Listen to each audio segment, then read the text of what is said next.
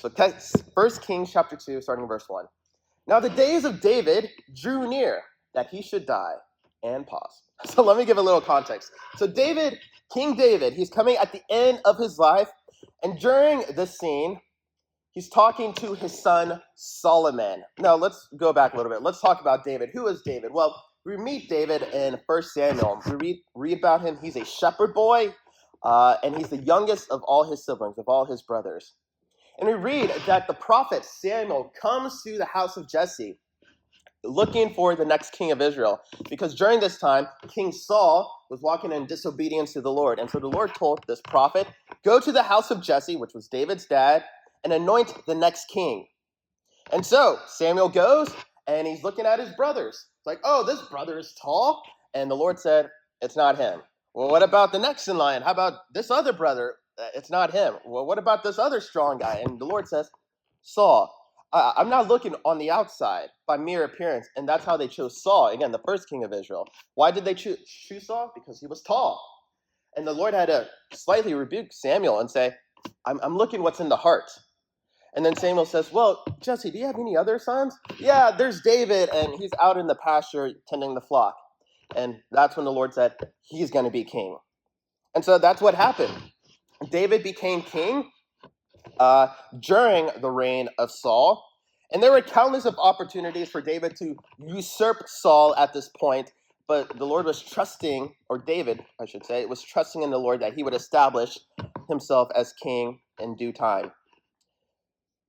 And we read about David, and he did a lot of things. He brought the Ark of the Covenant back into Jerusalem because the Ark of the Covenant had not been in Jerusalem for years.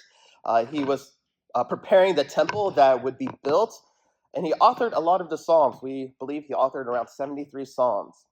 And King David became the greatest king of Israel. And now we read him on his deathbed, and he calls his son Solomon. Solomon, come here, let me speak to you. Now, the question I want to ask you, if you were a parent and you were on your deathbed, what would you say to your kids? Well, we're going to read what David is going to speak to his son Solomon here. So let's continue in verse 1, and then we'll read verse 2 as well. And he charged Solomon, his son, saying, I go the way of the earth. Be strong, therefore, and prove yourself a man. Well, immediately after receiving this charge, Solomon had to transition from maybe he was a sheltered prince, had everything handed to him on a silver spoon, to a powerful king. And King David, he charges his son with these directives in order that he would accomplish his task being king well. And here's the thing. David could have told his son Solomon anything. And he tells him, I'm on my deathbed with my last couple of breaths. Solomon, son, prove yourself a man. And then he gives Solomon, which we'll talk about here this morning, explanation on how a man proves himself to be manly. Now, if you're taking notes, I have a list for you. How does a man prove himself? Well, number one, he does it by being strong. Be strong and show yourself a man. David, if anything, was a strong man. David was a warrior. He protected his flock. There's that one point where he says, yes, I protected the flock from the bears and the lions. David was a giant killer. He was fighting in the army of Israel. And all the women were saying, Saul has killed thousands of men, but David has killed 10,000s of men. So David knew a thing or two when it came to, in this case, physical strength and being strong. And I think sometimes when one says that men should be strong, it can, and I just prayed this, it can kind of take all the air out of the room, like, ooh, where is he going with this? Because, that may not be politically correct, or people will respond by saying, well, women can be strong too, to which I would say, of course, women can be strong. Read the book of Judges, there are a lot of strong women in there. But here's a verse specifically calling men to be strong. And there are other verses that we read in the Bible too.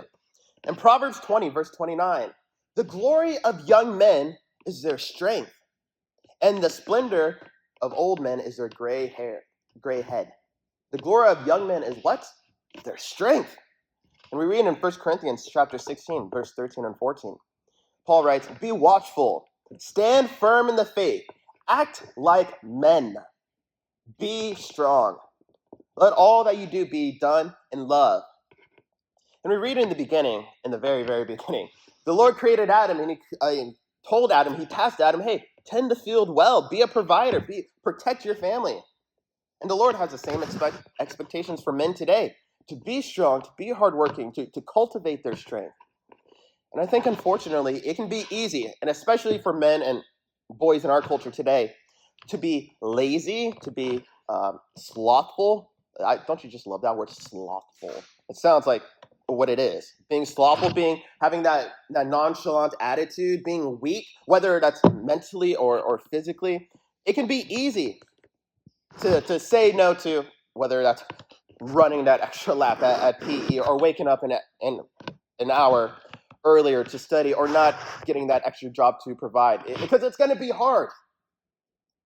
It can be easy to be enraptured in rage as a man, or go along with the inappropriate jokes, or goof around when it's the time to be serious. However, men are not called to do what is easy. Men are called to do, and again, obviously this applies to women as well, but we're talking to the men today. Men are not called to do what is easy, but are called to do what is right. And sometimes what is right can be hard. It's not always easy, which means there is a need for strength, for fortitude. Men are the ones who are called to protect. Men are the ones who are called to lead and to provide. And how can a man do that if he is weak? Whether that be, again, physically, and I'll talk a little bit more about this, physically or mentally, and especially spiritually. So the question is, what does what does manly strength look like? Solomon, be strong and show yourself a man. Oh, okay, but what does that look like, Dad? And I think we can talk about this. And generally in our culture, and I think in the Christian culture in the church, we can say men need to be strong. But what does that look like? All right, it's not some esoteric thing, so I'm going to give a couple of examples here.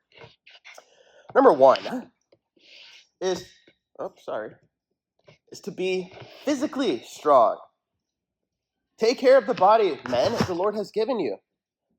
And again, most men have the ability to do things that women cannot do. So hone in that gift. Take care of the vessel, of the body, of the temple the Lord has given you, and don't let it go to rust. And again, I've been saying unfortunately a lot, but most men, I think not even men, but humans in general, do not keep up with their body. And again, there are obviously circumstances when health plays a role. I'm not talking about the exclusion. I'm talking about the general principle. We're called to take care of our body. So men, practically speaking, do some push-ups, do some jumping jacks, go for a walk for 10 minutes. I think too many people, and men specifically, make an exception for self-control in the area of physical health. I'll be in control of not watching that video because I know that video is not good for me. Or I'm not going to say those bad words. Or I'm not going to think those thoughts. I'm going to take care of myself in those ways. But when it comes to saying no to eating 4 donuts, it's Krispy Kreme. Why not? It's like you have discipline and strength and fortitude in this area. But what about the vessel the Lord's entrusted you with?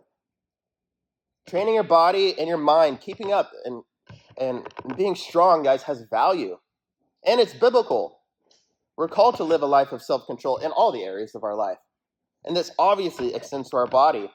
And so in order to be a good steward of your body, the underlying principle is that you need to be walking and maintain self-control. And again, this can be as practical as, I'm not going to overeat. Or I'm going to eat the right foods. I'm going to try to spend 30 or 60 minutes being outside and being physical. And by the way, being active, being physical, moving your body helps with your mental mind. And again, I think many men in our society and people in general struggle with anxiety and depression. But imagine, it's amazing what going outside for a walk will do and looking at nature. And even drinking a cup of water helps with your well-being. Number 2 to this point is being mentally strong.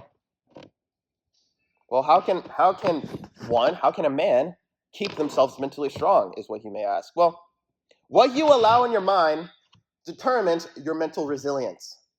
And if you consistently consume negative things and consume the anxiety and worldly chaos, your mind will reflect that chaos.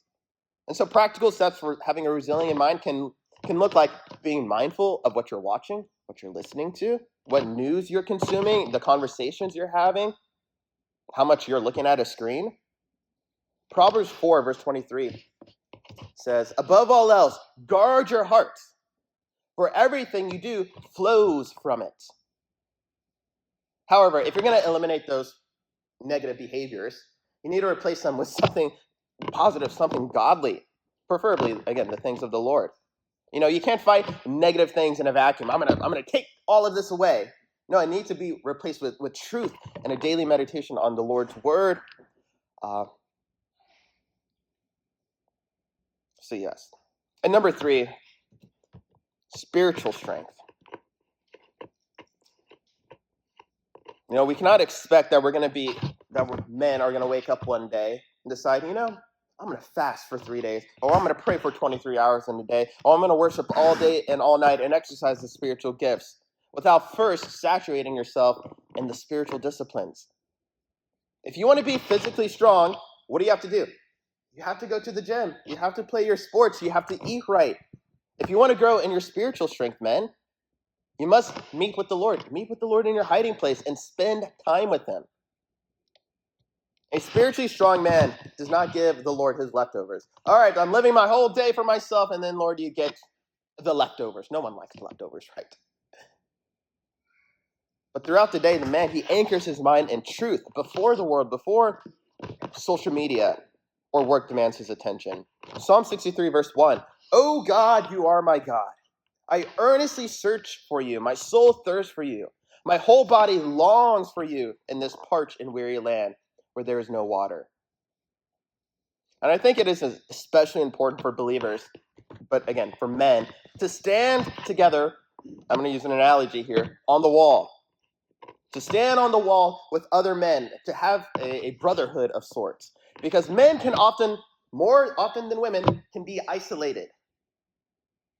And again, an isolation in a Christian man's walk is his greatest enemy. You cannot maintain spiritual strength alone. You need brothers. We need all of us. We need fellowship. Brothers who have your back, who will keep you accountable, who will ask you the hard questions, and help you defend against temptation. I get this analogy from the book of Nehemiah, chapter 4, verse 19 and 20.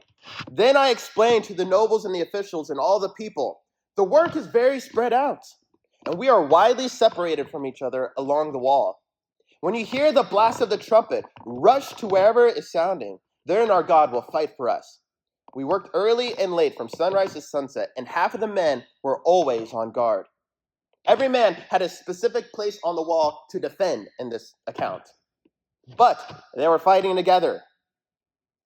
So, guys, and to wrap it all up, spiritual strength is paramount, is, again, as I pray, the utmost importance. Looking like The Rock, or looking like Joshua Maweu with his 8-pack is great, or having that, what's his name, Kobe Bryant, that Mamba mentality, that's great. You look great, you have that mental fortitude, but spiritual strength is way more important than physical strength. And that's biblical. 1 Timothy chapter 4, verse 8.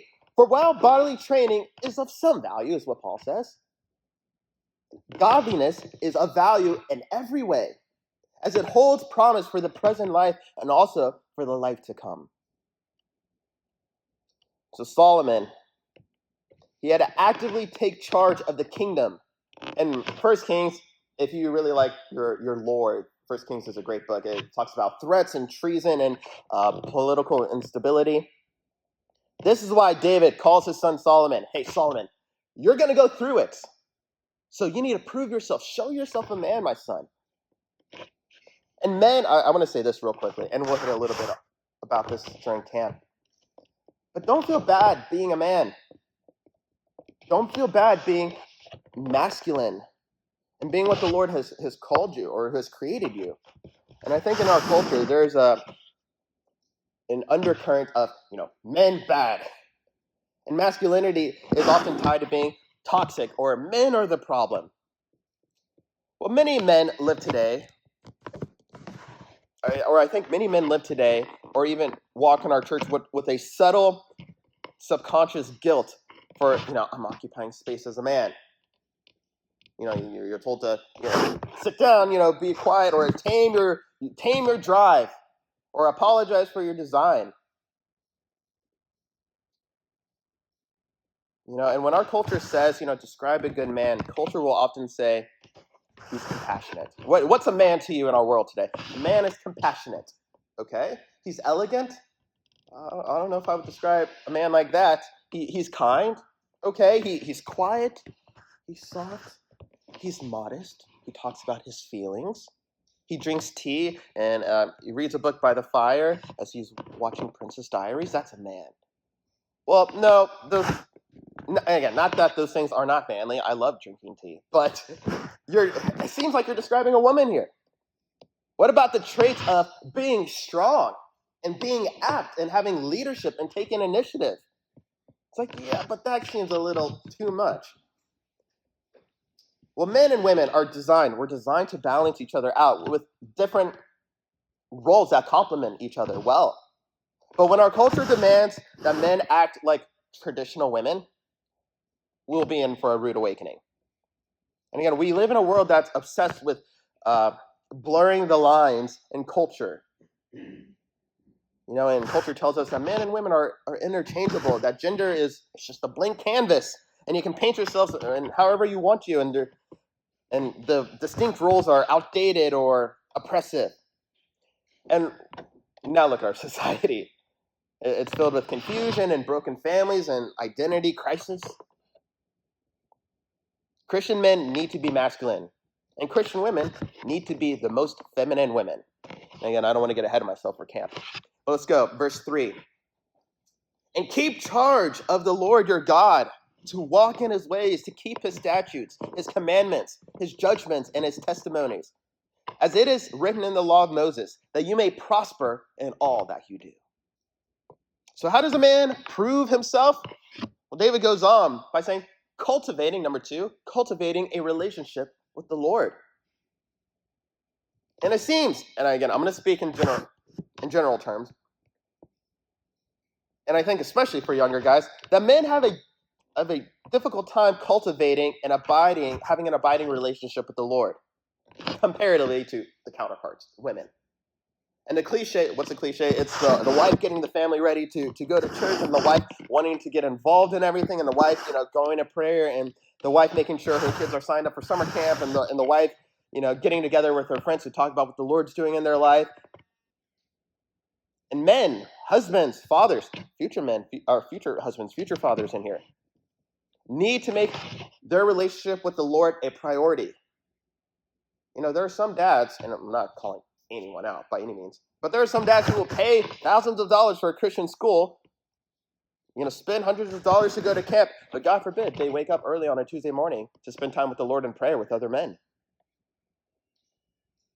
And for those future fathers in this room, if their relationship with the Lord is not being grown and cultivated, it will be difficult to cultivate a relationship with your spouse and kids. If a man's relationship, I should say, with God is dry, if it's fractured, or if it's not even being cultivated, it's structurally impossible for him to cultivate a healthy life environment in his home, a godly environment. Guys, a husband, a father, cannot pass down his legacy that he hasn't taken by the scruff, that he hasn't inherited. I want you to grow up to be a good Christian boy. But Dad, you didn't heed the Lord. A father cannot lead his wife or children to a place that he's never been to. Go this way, follow me. But Dad, you've never walked that path, and you're calling me to follow you? I think dads and husbands can often mistake relational strain at home as purely horizontal. My relationship with my wife and kids is really tough, and that's a problem. And they think they need better communication skills. They think they need to talk to a therapist or whatever it may be. They think they need a new parenting book, or we just need a vacation. Okay, maybe. And while some of those things have value, it's not just horizontal. I think sometimes those are just a Band-Aid. Well, what do I need? You need to focus vertically, my friend, and cultivate your relationship with the Lord. It's amazing what will happen in your family once you do that, especially for a man. And I think the hardest and most masculine work a man can do is to get on his knees before the Lord and pray. If a father, if a husband wants to transform the atmosphere in his home, he must first transform his relationship with Jesus Christ. And lastly, point number 3. How do you prove yourself a man? Submitting to the Lord and his word is what David says. There's a natural, and I would even say noble instinct inside men to protect, to build, to optimize. And I think most men genuinely want to do what is best. And again, not just for themselves, but for their wife, for their kids, for their children, for the legacy. Men will often wake up early and work hard and break their back, and they'll calculate financial decisions and map out strategic plans because he wants his family to be safe and comfortable and successful. But sometimes what a man thinks is what's best for himself or for his family is not what the Lord has planned. And this is when submission to the Lord comes into action. And in verse 2, David says, "Be strong and show yourself a man." And immediately following verse 3, he connects masculine strength directly to submission. You want to be a man, Solomon? Of course, Dad. Submit to the Lord. And what does he say specifically? And keep the charge of the Lord, your God, to walk in his ways. Submit yourself under the Lord. And David clarifies that it does not take strength to do what you want to do. It takes so much strength to follow my instincts, or to rule by brutal force. But rather, it takes strength and immense internal masculine stamina to master your own impulses and subject your will to the laws of the Lord. And again, for the context, Solomon is about to step into a massive leadership vacuum. The greatest king of Israel is dying, and now you're next in line, Solomon. No pressure. And no doubt he was feeling that pressure. He was having that fear. But David does not tell his son to, hey, look inside yourself. Trust your heart, invent your own path. Use your wit. I hear you're pretty wise, Solomon. But he tells him, Solomon, submit to the Lord. Submit to his word, as it's written in the law of Moses, he goes on to say. A man of the Lord puts himself in submission to the Lord's will and his word. Now, there are a lot of sources that give out free information. That's good. It can be other men. It can be books. I love reading books. It can be podcasts. I love podcasts. Those things can be good. It can be movies, whatever it may be. But where we learn true biblical masculinity is from the Lord himself. It's from the Word, the book on your lap. I want to learn how to be a man. Read the Bible. Heed what the Lord calls you to do in his Word. And men specifically need to have a grasp on the Lord and his voice and his word. Women, here's some free, unsolicited advice. Don't marry a man who does not know the voice of God, because he's going to be leading your family, and he needs to be able to distinct that he knows the Lord's voice. Because anything, it's scary when he doesn't know. So you need to ask him and look at him in the eye. Do you know the voice of the Lord? Have you been spending time with him? How can a man lead his family? How can a man lead his wife in the ways of the Lord if he doesn't even know the voice of the Lord or what the word of God says? The man, especially if he's a husband or a father, I love this. I don't know if I've coined this, but the husband is called to be the priest of the house. The priest of the household. You can often say the father, dad, is called to be the pastor of the home. Which means, what does that mean? He takes primary responsibility for the spiritual climate, protection, and growth of his home. In the Old Testament, talking about priests, a priest had two essentially main jobs. Represent God to the people and represent the people to the Lord. That was the two main jobs of the priest. And so the question is, all right, the man is called, the father is called to be the priest of the home. What does that look like? Well, I'm glad you asked. I have a list for you. I love my list. How to be the priest of your home, men. You start by praying. An actual priest brought the needs of the people to the Lord before God. A household priest, a pastor, stands in the gap for the flock, for his family, and to the Lord. And how does he do this? Through consistent and active prayer. We read in Job, I won't read the whole section, but Job chapter 1, verse 5, we read that Job, he often, regularly, rose early in the morning and offered a burnt offering to the Lord for his children, saying, "It may be that my children have sinned," which shows that he's interceding on behalf of his children. So this is what men are called to do. Men are called to pray. Fathers are called to pray. Number 2, teaching and instruction. What does a pastor do? Pastor often teaches. Well, a priest often teaches.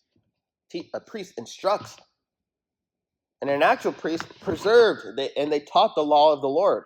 Now, a household priest, a father, takes primary responsibility for passing down biblical truth to his children, to his wife. I'll say it. A father should not outsource his family's spiritual walk with the Lord. All right, the school has that, or Josh Maweu has it, or Daniel Weeks, or Pastor Troy has it, and they're being fed that way. No. You come first, Dad.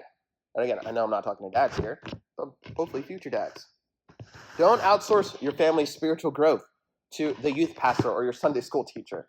But take pastors, if you're the pastor of the home, take leadership, take ownership of teaching your kids how this is what a biblical man is. This is what a biblical woman is. When we give baby dedications here at the church, we read this section in Deuteronomy chapter 6, verse 6 and 7. And you must commit yourselves wholeheartedly to those commands that I am giving you today.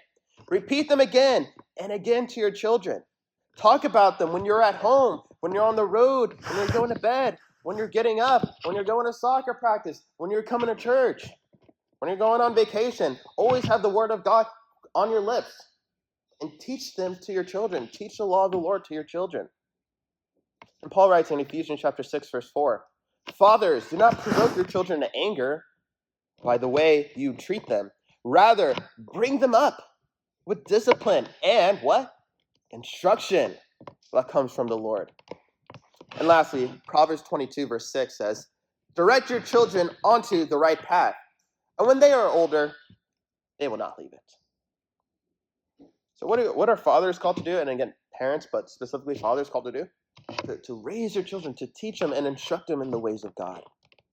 And lastly, number 3, to be the priest, to be the pastor of the home for fathers, pastor needs to protect.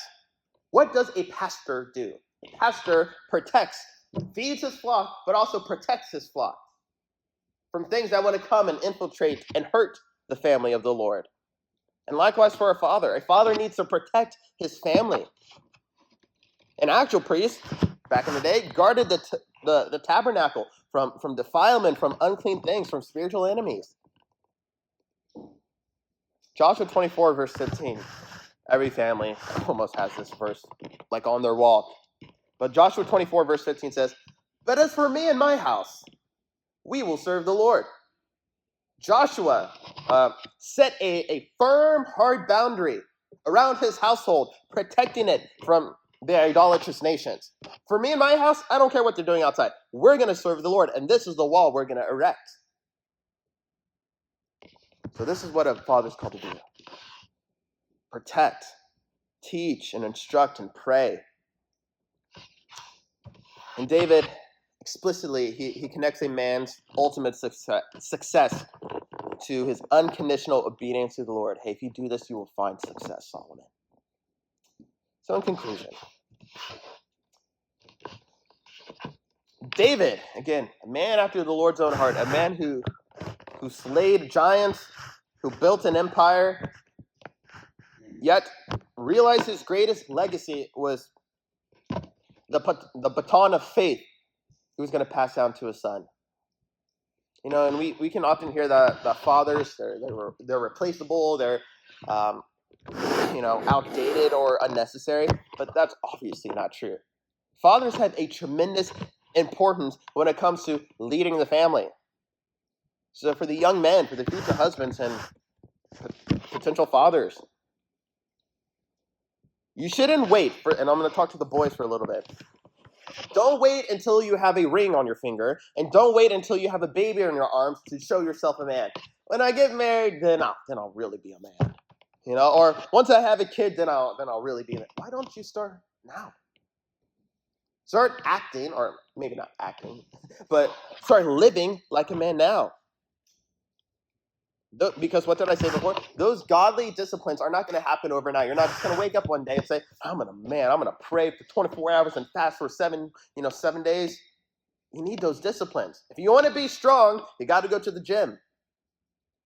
So the habits you build in your teen years and then in your 20s and 30s and so on and so forth are the habits that will either sustain you or they will break you and your future family.